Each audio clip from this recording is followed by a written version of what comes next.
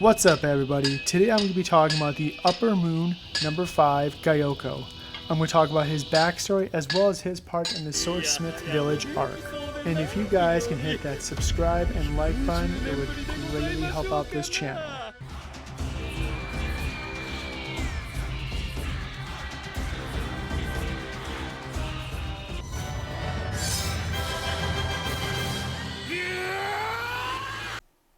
In Gyokko's human life, he was known as Managi, and he grew up on a village on the coastline which was known for fishing. Managi and his parents were fishermen by trade, and his parents often went out on fishing trips without him. However, on their last trip, they never returned. After several days had passed by, Managi went to the shoreline and found his parents' mangled bodies washed up on shore.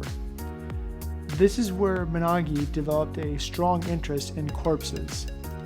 After this, Managi would be found consistently playing with dead fish carcasses he had found up on the shoreline. Villagers would often see him and ostracize him for this. And from this point on, the villagers deemed Managi insane. On one fateful day, a child confronted Managi about this odd behavior, and Managi responded by killing the child and stuffing his corpse inside a pot which they used for fishing. When the child's mangled corpse was discovered inside the fisherman's pot, his parents went and stabbed Managi with a trident and left him for dead. As Managi lay there in agony, Muzan approached him and offered him to become his minion. He accepted and then became the demon known as Gyokko. After the death of Girotaro and Daki, all the Upper Moons were summoned to the Dimensional Infinite Fortress. Once Nakame is done summoning all the Upper Moons, Muzan then begins to express his disappointment towards the Upper Moons and them not being able to provide the information he's been searching for. Gyokko is the only one with useful information regarding the hidden location of the blacksmith village. But despite this, Muzan rips off his head since his information is not fully confirmed. Gyokko then quickly heals himself and retreats back to his pot. Muzan then commands Gyokko and Hentengu to go to the blacksmith village, and he informs Nakame to teleport them there. Upon arrival in the swordsmith's village, Gyokko begins his massacre by devouring the innocent swordsmith. And after Gyokko and Hentengu got a share of their fill, they decided to part ways in order to cause as much death and destruction as possible. Muchiro and some villagers are trying to locate the shed in which his new sword is being forged, when Gyokko ambushes him from a ceramic pot. As Gyokko emerges from the pot and sees Muchiro, he introduces himself and offers if he would like to see his art. Gyokko then presents his Death of Thrones of Smiths, a morbid piece consisting of multiple swordsmiths' bodies stitched together with swords sticking out of them, alive. Muchiro dashes forward, slashing at Gyokko, but he quickly retreats inside his ceramic pot and reveals that he can transport himself from one pot to another at will. Gyokko then goes on to explain that his pots are his artwork and he takes a lot of pride and joy from them, and he becomes very upset when they are damaged. In retaliation, Gyokko produces a vase in his hand and creates 2 demon goldfish. He then uses his blood demon on 1,000 needle fish kill, which causes his fish's cheeks to inflate and spit out hundreds of thousands of poisonous needles. And one of the fish misses Muchiro, but aims at Kozo and Kotetsu. But before they can be hit, Muchiro speeds up and stands in front of them, taking the hit and sustaining numerous puncture wounds. Muchiro demands that the smiths flee and run away immediately. Muchiro lunges at Gyokko again, but misses, and the Upper 5 uses his blood demon water prison pot, producing a vase from his flesh to trap Muchiro in a large pot of water. As Muchiro is running out of oxygen, he gets one last attempt to pierce the pot. He uses mist breathing, first form, low clouds, distant haze, but the blade doesn't go through.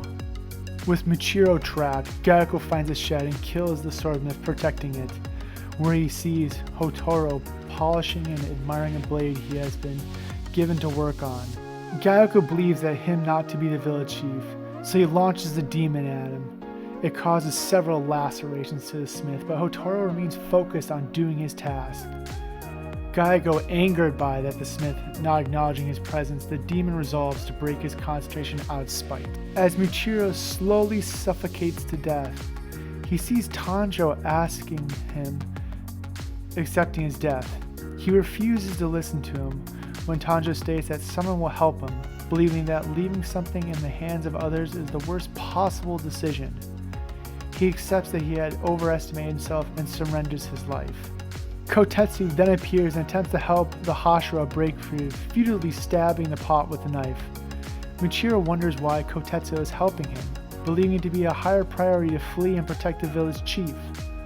A small fish demon then appears, slashing and stabbing the young swordsmith. Michiro begs Kotetsu to leave him and flee, but he removes his mask and blows air bubbles into the pot. He uses mist breathing, second form, 8-layered mist, breaking out of the water pot. Gyokko is now tired that all of his attempts to stop Hotaru's concentration have failed, watching as the smith continues to polish his blade while severely wounded. Moving forward to kill him, the demon tries to grab the smith, but ducks into his face when Michiro's blade suddenly comes close to his neck. Michiro claims the demon's death is an unavoidable fact, as well as that his body is unexpectedly at its peak. Gyokko curses him for his attitude, but the demon slayer continues by mocking his appearance and mannerism. The demon retorts that he is too uncultured to understand his beauty, while Michiro insults Gyokko for his cowardice and small arms. Gyokko claims that such desperate childish provocation will not get to him, only for the Hashira to wonder if his vase are still slanting to one side, calling it shoddy workmanship. An enraged Gyokko retorts his claims and suddenly forms 10 bases in his hands. He uses his blood demon art 10,000 guiding slime fish and sends them to devour his opponent. Michiro quickly uses mist breathing 6th form lunar dispersing mist, slicing all the fish instantly. Michiro angrily demands that he stops hiding, and the real Gyokko appears in the trees in his true form. A snaking humanoid creature with shiny scales as hard as diamond. Gyokko suddenly throws punches at the Hashira, causing fish to appear where his fists land. Kozo and Hotaru are knocked away by the punches. Gyokko mocks Michiro for now being the one in the trees, but he responds by stating that the smell is bothering him. The demon laughs and talks about his abilities, saying that anything he hits becomes a fish. He has new speed, and thanks to his flexible body, he can bend anywhere. He claims Michiro is trembling with fear, but the Hashira responds by noting that even the strongest attacks are pointless if they don't hit. The now angered Gyokko wants to end the battle quickly, so he uses his blood demon art killer fish scales, using his special scales to bend his body in any direction, speeding around the forest surrounding Michiro, destroying trees and shattering the ground. As Gyokko gets closer to killing his target, the Mist Hashira uses mist breathing 7th form, obscuring clouds. Gyokko attempts to throw a punch, but Michiro suddenly vanishes. Michiro reappears behind him in a haze, but Gyokko fails to hit him again. He appears again in front of him, but the demon fails again to hit his mark. Gyokko looks around the forest as it appears to be covered in a thick mist with the Hashira hidden somewhere. He reappears again in front of Gyokko, but once more the demon misses. Michiro begins to mock him for thinking he was the only one who did not take the fight seriously in the beginning. He gets close to the demon while obscured by the mist and swings his blade up, decapitating Gyokko. Gyokko then sees Michiro and tries to kill him, but sees that everything is now upside down. Gyokko's head bounces along the ground, shocking him as he had not realized he had been decapitated. Gyokko begins to rant that he should not have boasted about his power and muttering that he is superior to all worthless humans. Annoyed by his empty threats, Michiro slices the head apart, demanding the demon to go to hell. Alright, if you guys like this video, make sure to hit that subscribe button so you don't miss out on any of my future Demon Slayer content. Until next time.